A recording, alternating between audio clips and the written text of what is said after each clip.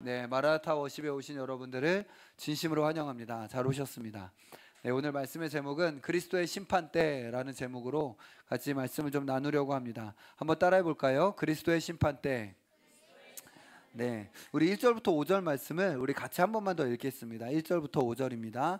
시작.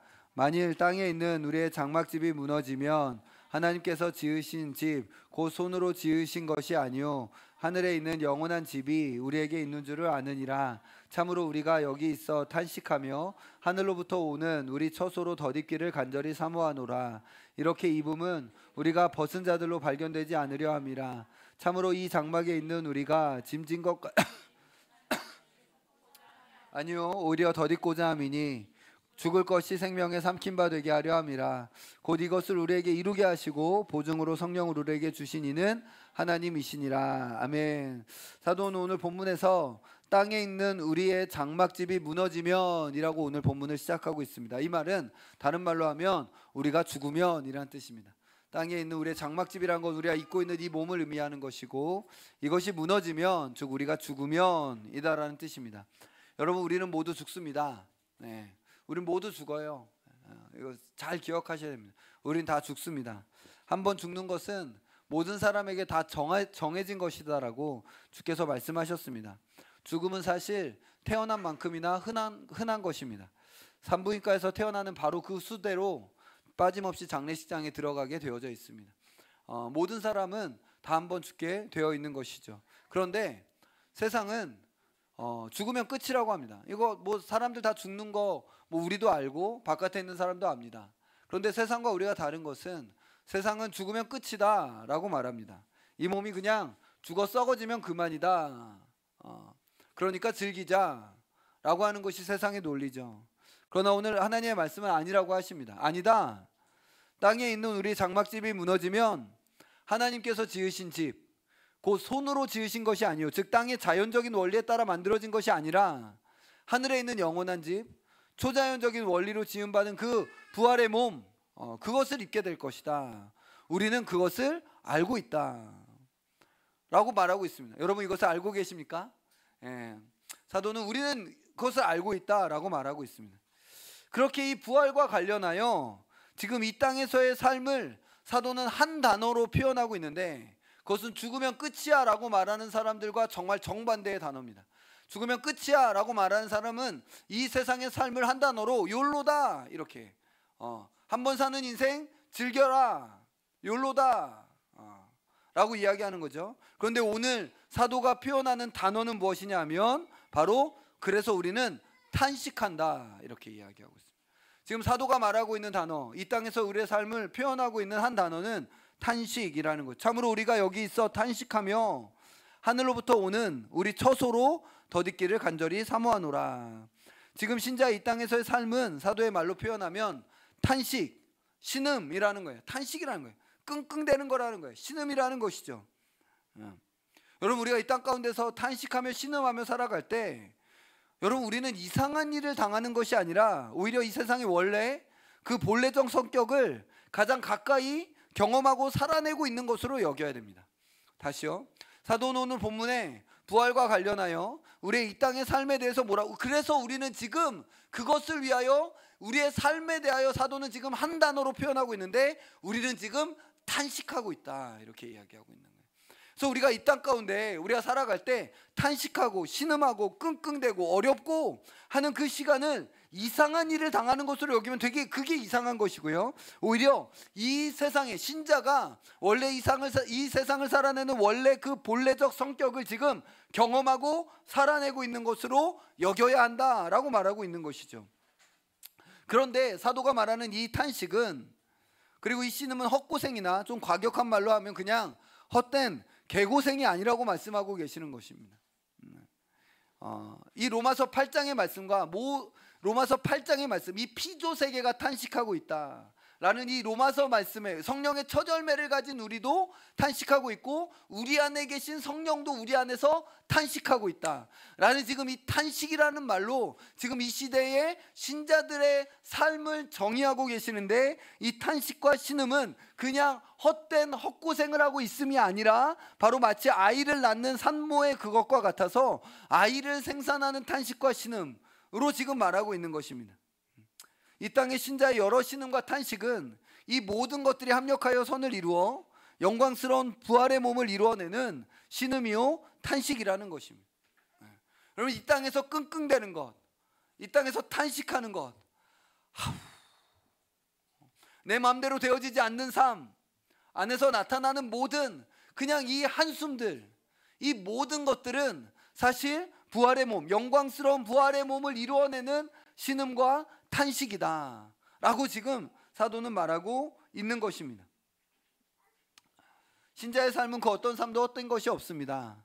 왜냐하면 하나님을 사랑하는 자, 곧 그 뜻대로 부르심을 받은 자들에게는 모든 것이 합력하여 선을 이룬다고 말씀하셨기 때문에 그렇습니다. 여러분, 이것은 하나님을 사랑하는 자들만의 특권입니다. 모든 사람들이 누리는 게 아니에요. 곧 그 뜻대로 부르심을 받은 사람들, 즉 회심한 자들만이 누리는 특권이에요. 그 특권이 무엇이냐면 이 땅 가운데 일어나고 있는 모든 일들이 다 합력하여 선을 이루는데, 바로 우리 주 예수 그리스도의 형상에 이르도록, 부활의 몸에 이르도록 우리를 그렇게 빚어나가시는 선을 이루신다는 것이죠. 사도는 이렇게 우리가 입는 것은 우리가 벗은 자들로 발견되지 않으려 함이라 라고 하는데, 여기서 벗었다라는 것은 몸이 없는 영혼의 상태로 존재하지 아니하고 부활의 몸을 입어야 한다라는 것을 의미하는 것입니다. 인간은 원래 처음부터 몸과 영혼이 결합된 존재가 원래 상태의 인간이기 때문에 그렇습니다. 그래서 부활이 필요한 거예요. 죽은데 영혼 천국 갔는데 그러면 그는 낙원 갔는데 된 거 아니야? 라고 하는 게 아니라, 그건 영혼만 있는 거잖아요. 그건 벗은 몸입니다. 몸이 벗겨져 있는 거예요. 그게 아니고 몸과 영혼이 같이 이렇게 결합된 상태가 원래 상태의 인간이라는 것이죠.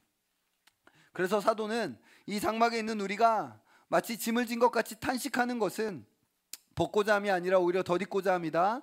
죽을 것이 생명에 삼킨 바 되게 하려 합니다. 이 죽을 몸이 이 부활의 이 생명의 몸에 삼켜져서 완전히 죽음을 이겨버린 몸으로 부활하게 되는 것, 그것을 지금 탄식하며 간절히 사모한다 라고 말하고 있는 것입니다. 여기서 어쩌면 사도 바울은 영지주의와 같은 이단들, 몸을 벗는 것 그 자체, 그것을 영혼이 몸의 어떤 구속과 압제로부터 벗어나는 것이며 그것이 구원이라고 말하는 자들을 지금 미연에 방지하고 있는 것입니다. 그러면서 사도는 아주 위대한 말씀을 하시는데요. 이 부활에 대해서 말씀하시고 사도가 우리에게 주신 말씀은, 우리에게는 이게 그냥 뭔가 어음이 아니다. 이게 너희들에게 공수표가 아니다. 이 일을 위한 보증을 이미 너희들에게 주셨다. 확실한 보증이 너희들에게 이미 있다.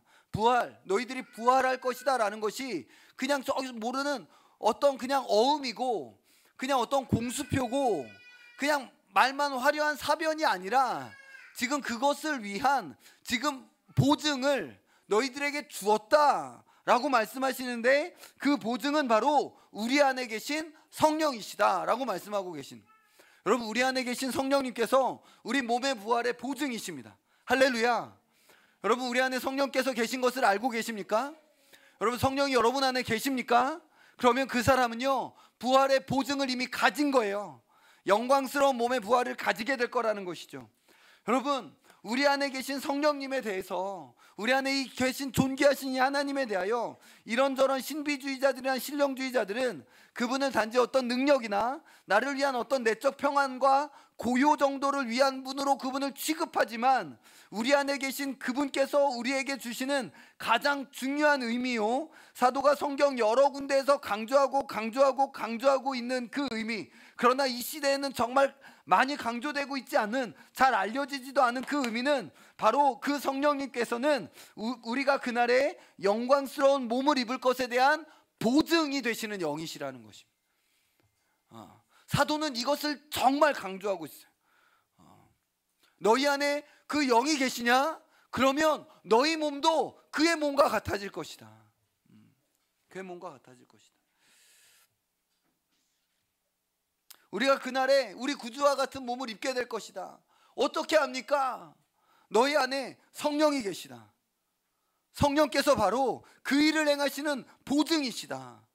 여러분, 우리 안에 계신 성령은요, 다른 것이 아니라 다른 그 어떤 의미보다도 내 안에 이 몸의 구속을 온전히 이루어 주실 것에 대한 보증으로 주셨다는 거예요.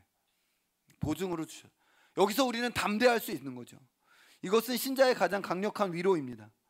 여러분, 정말 이 위로를 가진 자는 세상의 그 어떤 재난과 세상의 그 어떤 풍파도 두려워하지 않습니다. 성령께서 이미 부활의 몸에 대한 보증으로 내 안에 이미 오신 거예요. 절대로 안전한 보증이 내 안에 계신 것입니다. 그리하여 6절부터 8절 이렇게 이야기합니다. 같이 읽겠습니다. 시작. 그러므로 우리가 항상 담대하여 몸으로 있을 때에는 주와 따로 있는 줄 아노니 이는 우리가 믿음으로 행하고 보는 것으로 행하지 아니함이로다.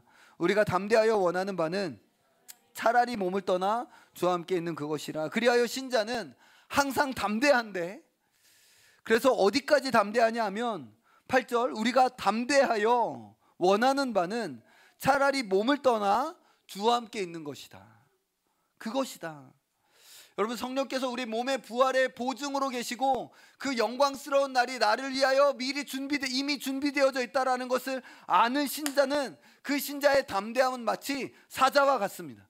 이런 사람은 세상이 감당할 수가 없는 거예요. 그 사람은 차라리 몸을 떠나는 것, 즉 죽는 것을 담대히 원하기까지 하는데, 그것은 죽음 자체를 사모하기 때문이 아니라 이 땅의 괴로움을 그치기 위해서도 아니고, 여러 관계에 문제가 있어서 그게 문제가 어려워서도 아니고, 삶이 고생스러워서도 아니라 나의 구주와 함께 있기를 간절히 원하기 때문에 그렇습니다. 나의 구주와 함께 있기를 원하는 그 마음으로 그는 담대히 원하여, 지금 제가 차라리 몸을 떠나 주와 함께 있고 싶습니다. 지금 제가 이제 몸을 떠나 주와 함께 있기를 원합니다. 이것이 바로 사도가 나는 이렇다라고 말하지 아니하고, 사도는 특별한 믿음을 가지고 있어서 그렇다라고 말하지 아니하고, 공통된 믿음을 우리는 이다라고 말하고 있는 거예요. 그 문제 많고 탈 많은 이 신약에서 가장 문제 많다라고 말하고 있는 그 신약의 그 교회, 고린도 교회를 향하여 편지를 쓰면서도 우리는 일에 대하여 담대하다. 이것이 원래 신앙이다. 이것이 믿음이다. 담대히 차라리 몸을 떠나 주와 함께 있는 것을 원할 그 마음과 그 소망과 그 심정을 가지는 것이 바로 믿음이다 라고 말하고 있는 것이죠. 이것이 신자의 담대한 갈망입니다. 주께서 우리에게 이 믿음을 회복시켜 주시기를 소망합니다. 정말 주께서 우리에게 이 믿음을 회복시켜 주시기를 간절히 소망합니다. 그리고 마지막 9절 10절을 보면 이 모든 일에 대한 실천적 결론과 그 이유가 오늘 본문 마지막에 제시되는데, 여기에 오늘 본문의 제목이 있습니다. 실천적 결론은 이것입니다. 9절에 보면 그러니까 그래서 이 모든 일이 이러하기에 우리는 몸으로 있든지 아니면 몸을 떠나 있든지 간에 결국 주를 기쁘시게 하는 자가 되기를 힘쓴다 라고 하는 것입니다. 즉 살고 죽는 것은 하나님께 달려있다라는 거예요. 여러분, 살고 죽는 건 하나님께 달려있는 것입니다. 여러분, 우리가 80살을 살 자격과 권리가 있는 게 아니에요. 우리가 90살을 살고 100살을 살 자격과 권리가 있는 게 아니에요. 사람이라면 70, 80, 90까지는 살다가 평안하게 죽어야 되는 것이 원래 인간에게 주신 자격과 권리가 아닌 거예요. 그게 우리의 자격과 권리가 아닙니다. 우리는 그냥 하루하루를 은혜로 사는 것입니다. 하루하루를 은혜로 사는 거예요. 그냥 이날도 은혜고, 내가 오늘을 살 자격이 없는데 이날을 선물로 받은 것이죠. 하루하루가 당연한 것이 아닙니다. 살고 죽는 것은 그냥 다 하나님께 달려져 있는 것입니다. 주께서 살리시면 살 것이고, 주께서 부르시면 언제라도 주께로 갈 것입니다. 얼마나 살았든지 어떻게 살고 죽었든지는 그렇게 중요한 게 아니에요. 그 사람 안에 성령의 보증이 있느냐, 그의 영혼이 어디로 가느냐가 진짜 중요한 거라는 거죠. 그게 진짜 중요한 거라는 거예요.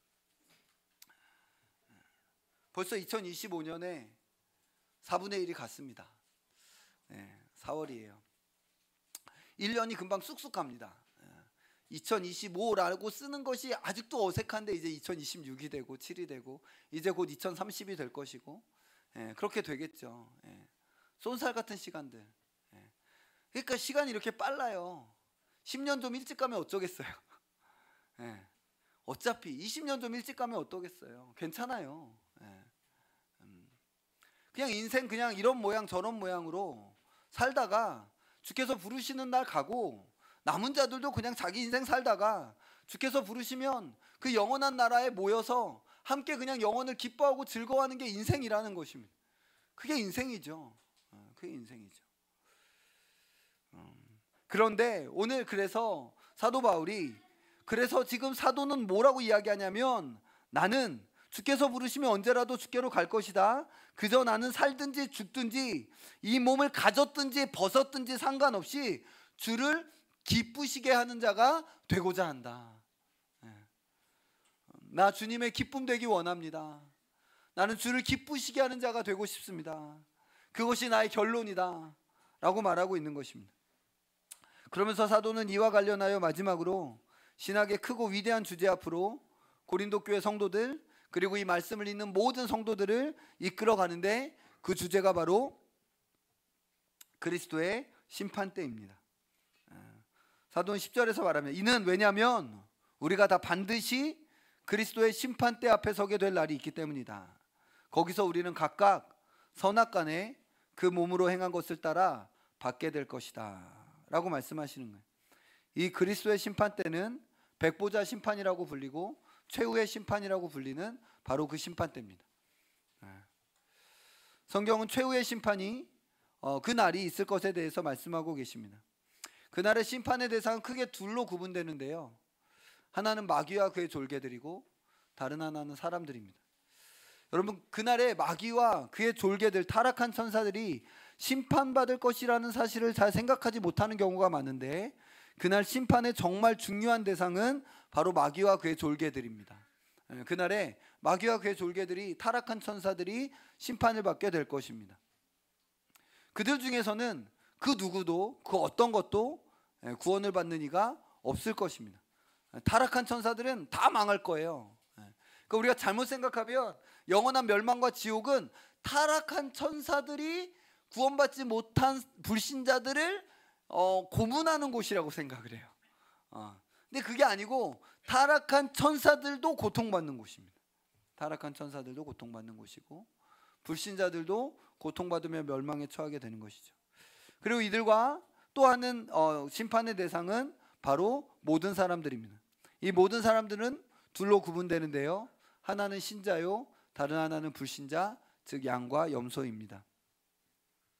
죽은 자들은 모두 심판대 앞으로 소환될 것입니다. 여러분, 그날에 우리가 다 그리스도의 심판대 앞으로 소환될 것입니다.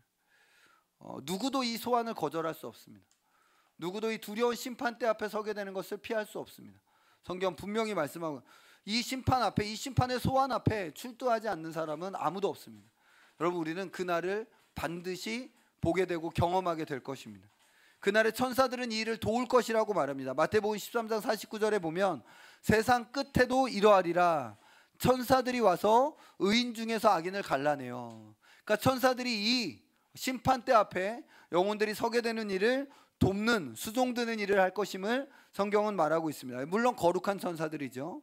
그리고 모든 사람들, 모든 신자와 불신자들이 다 신문을 받게 될 것을 성경은 이야기하고 있습니다. 신문의 내용은 세 부류로 구분됩니다. 먼저 마음의 은밀한 생각들입니다. 우리 한번 찾아보실까요? 로마서 2장 16절입니다.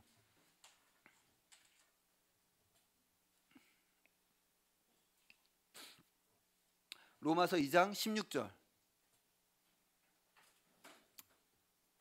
같이 읽겠습니다. 시작.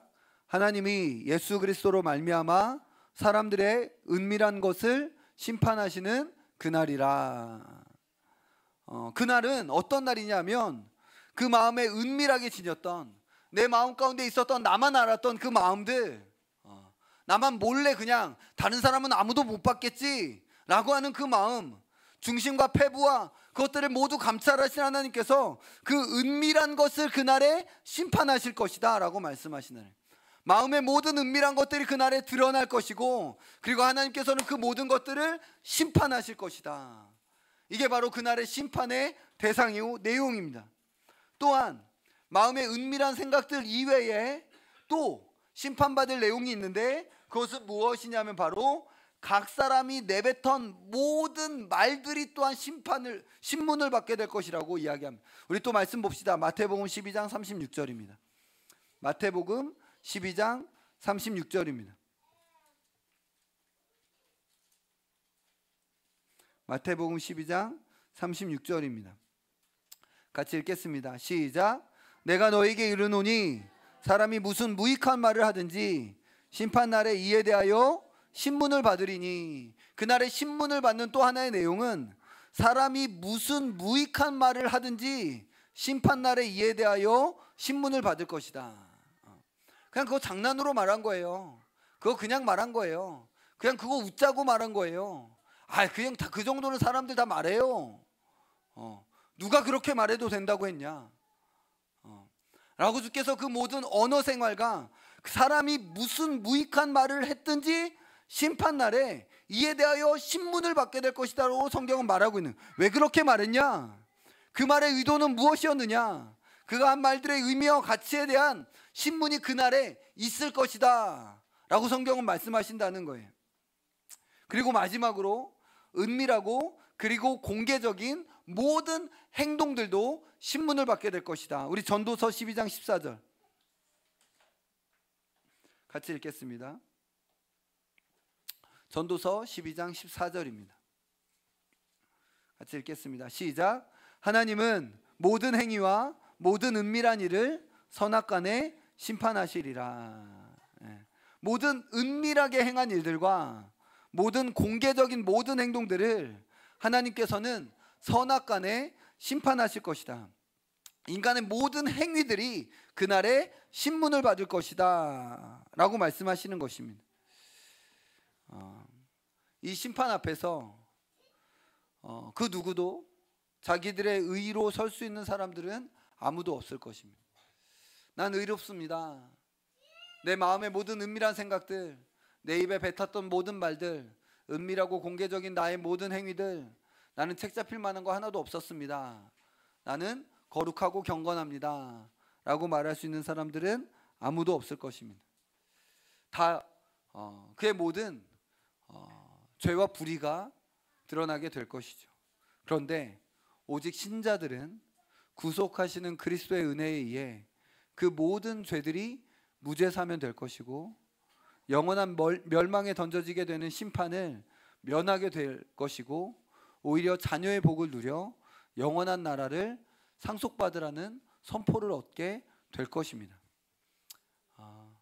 할렐루야, 할렐루야.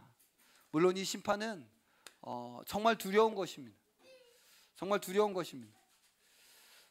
그럼에도 그리스도로 말미암아 신자는 이 심판 중에도 소망을 가질 수 있게 된 것이죠. 그런데 심판 중에 얻는 은혜는 사실 여기서 지금 한 걸음 더 들어가는 것으로 말씀하고 계십니다.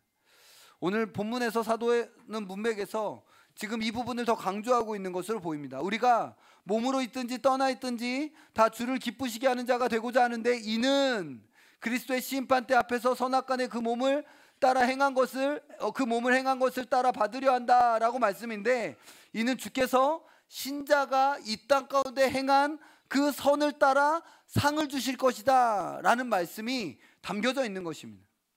그날에 주께서 우리가 행한 모든 악과 실패는 모두 다 무죄 방면해 주실 것이고, 우리가 이 땅 가운데 행한 모든 선은 조그만 부스러기까지 하나라도 다 찾아내셔서 그 모든 선행들을 다 영광에 중하고 영원한 것으로 갚아주실 것이다, 상 주실 것이다 라고 지금 말씀하고 계시는 것입니다.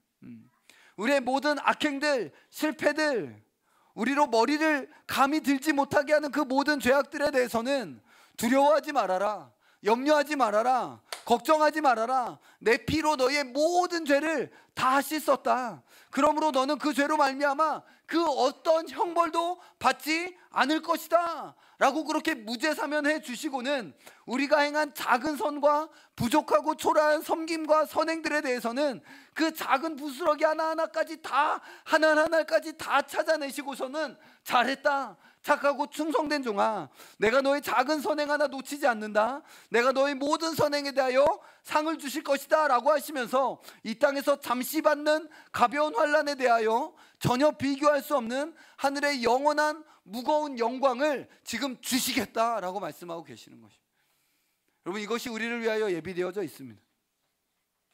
이것이 우리를 위해 기다리고 있는 복된 미래요, 바로 소망인 것입니다.